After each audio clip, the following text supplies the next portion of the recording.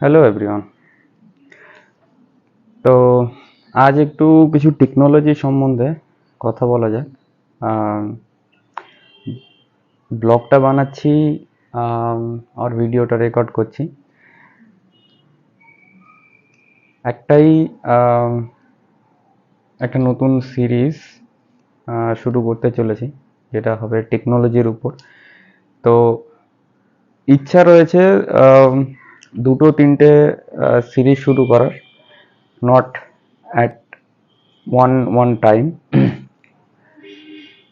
Step by step একের পর এক সিরিজ আপলোড করব।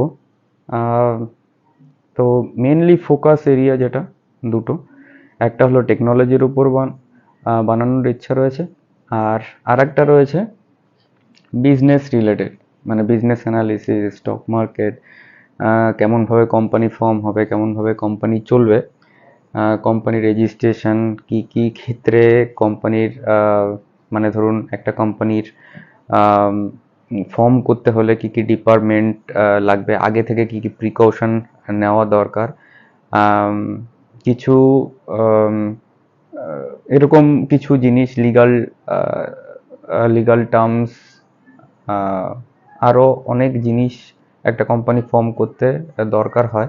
একটা কোম্পানির অ্যানালিসিস কী করে করবেন, এক্সিস্টিং একটা কোম্পানিতে আছে, আপনি একটা কোম্পানির শেয়ার হোল্ডিং, শেয়ার হোল্ডার হবেন, তো কোম্পানির স্টক কিনবেন, কিভাবে ডিসিশন নেবেন, কিভাবে অ্যানালিসিস করবেন, তো সমস্ত জিনিসই ওই সিরিজটার মধ্যে পাওয়া যাবে। তো উদ্দেশ্য হলো যে দুটো সিরিজ আপাতত শুরু করা।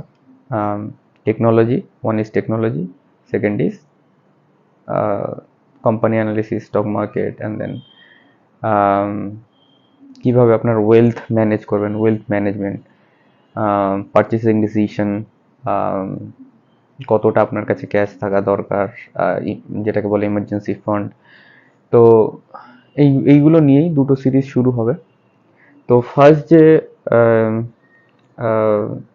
যে টেকনোলজি সম্বন্ধে কিছু কিছু ডিসকাশন আজ করা যাক। টেকনোলজির কিছু ট্রেন্ড আমরা এখন আমাদের সবার লাইফেই দেখতে পাচ্ছি। তার মধ্যে ট্রেন্ডিং যে টেকনোলজিগুলো রয়েছে, তাদের মধ্যে মেশিন লার্নিং, এআই, তারপর ফুল স্ট্যাক ডেভেলপমেন্ট। সো এইগুলো হলো আমাদের প্রাইমারি মোটিভার, এগুলো ওয়ার্ড অফ মাউথ হয়ে গেছে। কিছুদিন আগে ইলন মাস্কের একটা কোম্পানি, ওপেন এআই, এই ওপেন এআই একটা টুল লঞ্চ করেছে, আর সেই টুলটা হলো চ্যাট জিপিটি। অনেকে মনে করছেন এটা গুগলের রিপ্লেসমেন্ট হতে চলেছে ইন নিয়ার ফিউচার। আর যদি আমরা সাবস্ক্রিপশন দেখতে চাই, তো সেদিক থেকেও অনেক আগিয়ে রয়েছে চ্যাট জিপিটি। কিন্তু এটা এখনো ফুললি লাইভ নয়।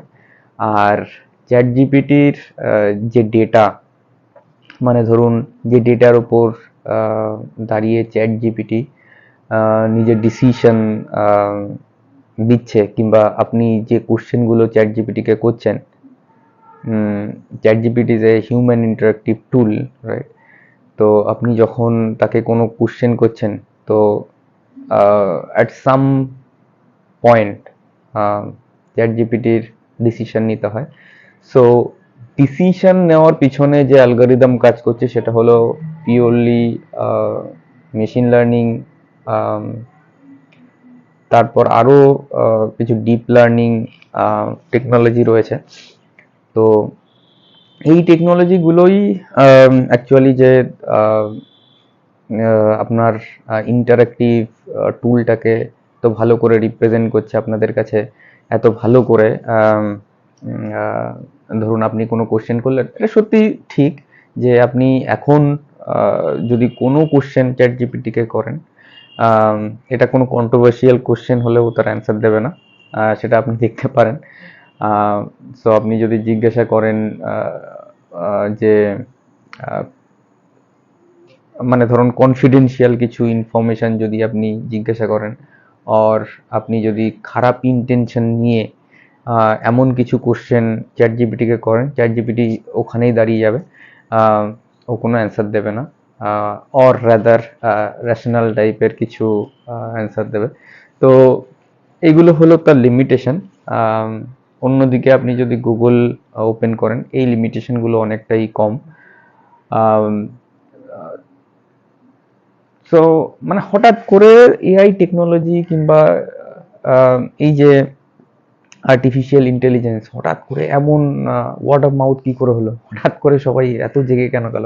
দুদিন আগে কেউ চ্যাট জিপিটির নামও জানতো না, এআই এর নাম জানতো না, আজ সবার মুখে মুখে এআই এআই এআই। তো এটার পিছনে আমার যেটা মনে হয়, আর এটাই অ্যাকচুয়াল রিজন মেবি, যে এটার মার্কেটিং খুব ভালোভাবে করা হয়েছে। ইলন মাস্ক একজন ফেমাস একটা personality, right? So Elon Musk খুব ভালো করে হিউম্যান সাইকোলজি বোঝে। ও যখন কোনো প্রোডাক্ট লঞ্চ করে, ডিসরাপটিভ ওয়েতেই লঞ্চ করে। আর চ্যাট জিপিটি হলো ওয়ান অফ দেম।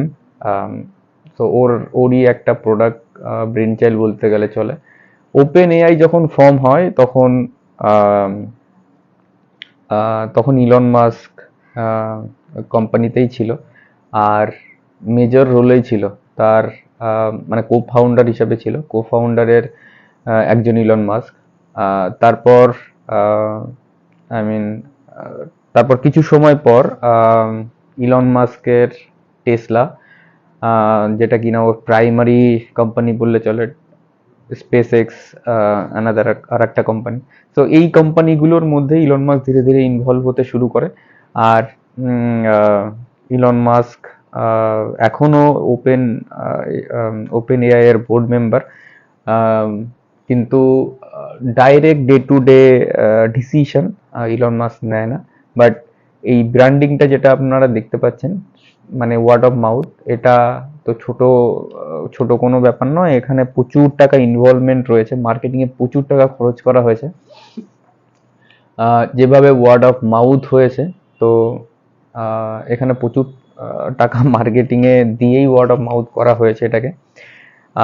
নয়তো আপনি নিজেই ভাবুন যে হঠাৎ করে একটা এআই টেকনোলজি যেটা সম্বন্ধে আপনি জানতেনই না কিছু, হঠাৎ করে কি করে মানে উইদিন 2 or 3 months এরকম ভাবে ওয়ার্ড অফ মাউথ হয়ে গেছে, তাই না?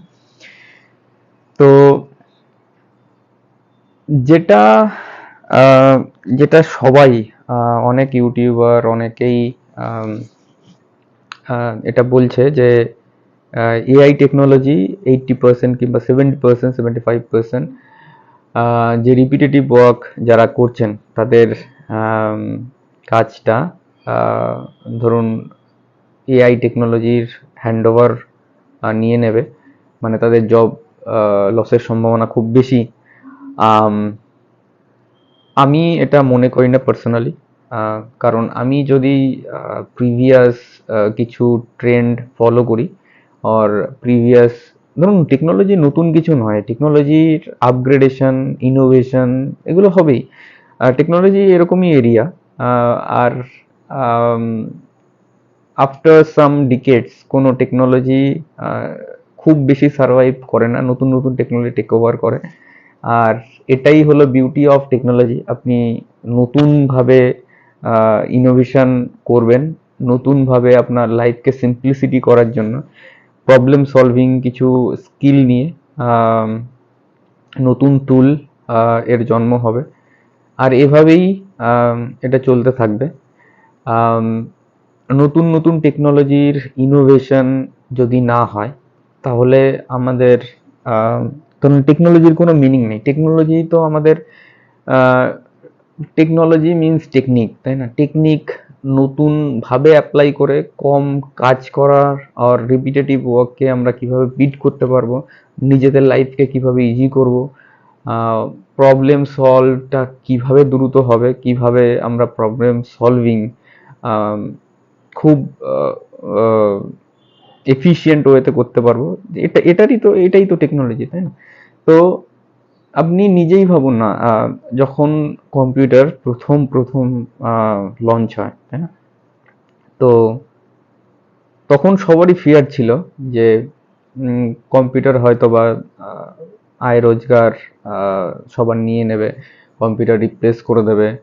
যারা অ্যাকাউন্টিংয়ে রয়েছে কিংবা যারা ডে টু ডে এই মানে ধরুন হিসাবটাকে হিসাবের খাতায় তুলছে, বিজনেস প্রসপেক্টে যদি আমি দেখতে যাই, আরও যে ধরুন ডেটা আছে সেই ডেটাগুলোকে মানে ধরুন কালেক্ট করছে, তাই না? কালেক্ট করে সেগুলোকে লিখে রাখা, সেগুলোকে কাগজে বন্দি করা। সো এইগুলো ভাবা হয়েছিল কম্পিউটার আসার পর জব চলে যাবে। আদৌ কি সেটা হয়েছে? আপনি নিজেকে কোশ্চেন করুন। কি হয়েছে সেটা আপনি দেখুন। উল্টে আপনি আপনার কম্পিউটার চালানোর জন্য কম্পিউটার অপারেটর লেগেছে। কম্পিউটারকে মেনটেনেন্স করার জন্য নতুন একটা সেগমেন্ট তৈরি হয়েছে, যেখানে ইঞ্জিনিয়ার মানে কম্পিউটারের হার্ডওয়্যার পার্টটা দেখছে, আর একটা পার্ট সফটওয়্যারের একটা এরিয়া ওপেন হয়েছে। সফটওয়্যারের ডোমেনে যারা রয়েছে, নতুন নতুন সফটওয়্যার কিভাবে ইনস্টল হবে, উইন্ডোজ, লিনাক্স, আরও যে অপারেটিং সিস্টেম আছে তাদেরকে মেনটেনেন্সের জন্য কিছু জব ক্রিয়েট হয়েছে, তাই না? তারপর আপনার কম্পিউটারের মানে ইন্টারনেট কানেক্টিভিটির জন্য আহ, সেখানে একটা সেগমেন্ট